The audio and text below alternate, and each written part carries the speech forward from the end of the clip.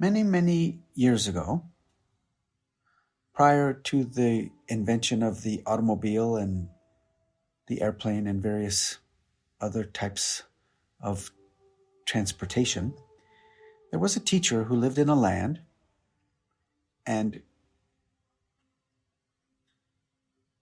on the other side of the mountain from this village that this teacher lived in, there was another group of people 1,000 miles away, and they had heard about this teacher on the other side of the mountain, and they sent a letter through someone that brought the letter. And the letter was a request from these people on the other side of the mountain.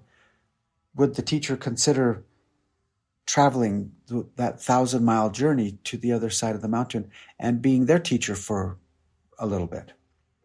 So the request arrived, and the teacher received the request and considered all the implications of taking this 1,000-mile journey. And remember, this is back in the days prior to any forms of transportation, so it would have been a journey on foot. And the teacher considered all the factors and decided that it was a yes. So the teacher considered all the different supplies that would be needed and preparations for the trip, and all those things had been tended to. And now was the day of the 1,000-mile journey. It was early in the morning, and the teacher was there with all the supplies and ready to go on this 1,000-mile journey. And one of the teacher's students came running up, very worried and concerned, and said to the teacher, "Teacher, I can't let you take this journey of 1,000 miles. It's too far. Teacher, it's 1,000 miles. And what if you run out of food?" And the teacher tried to interrupt the student and say, please stop. And the student says, "No, teacher, you're not listening to me. What if it's 1,000 miles? It's so far. And what if you run out of food? And what if there's wild animals?" And the teacher tried to get the student to stop. "Please stop." And the student, "No, teacher, you're not listening. What if not only if you run out of food, what if there's wild animals, predatory animals chasing you, and there's ravines?" And the teacher says, "Please stop." And the student, "No, you're not listening. It's 1,000 miles and it's so far. What if there's bad weather? And please stop." But each time the teacher would do this, the student just kept going round and round with all the things, the calamities and the potential problems and dilemmas and situations and circumstances of this 1,000-mile journey.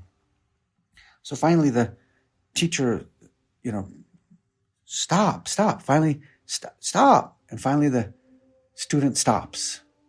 And the teacher says, "Okay, take a deep breath, nice, long, slow breath." So the student takes a nice, long, slow breath. The teacher invites the student to do several rounds of, long, slow breath.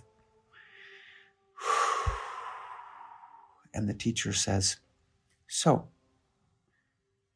do you see that stone right there in front of me?"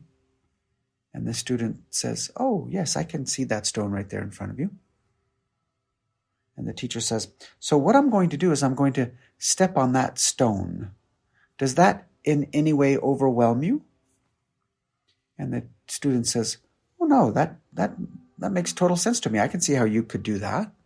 Yeah, that makes total sense." So the teacher then looks at the student and says, "Even a journey of 1,000 miles begins with a single step." And what I will now do, now that I've made all the preparations, is I will now step on that stone. Now, if I do what you're doing, I'll get so overwhelmed that I won't be able to go on the trip. Because if I'm letting my problem solver mind go forward in time to all the things that might go wrong, it'll be so overwhelming and my nervous system will get so activated that I just won't be able to take the journey.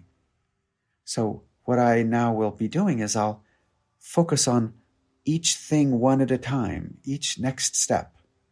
And step by step by step, the 1,000-mile journey will occur. If any of those things that you're mentioning happen, then I will navigate those when they're occurring. Right now, none of that is occurring. I've made the appropriate preparations, and I'm now ready to go on the journey, and I will let my attention be available to what is the one next step. And as long as I do that, I won't get overwhelmed, and I'll be able to go on this 1,000-mile journey. And step by step by step, eventually, I'll find my way at the end of the journey. But if I let my attention get pulled into these worry thoughts,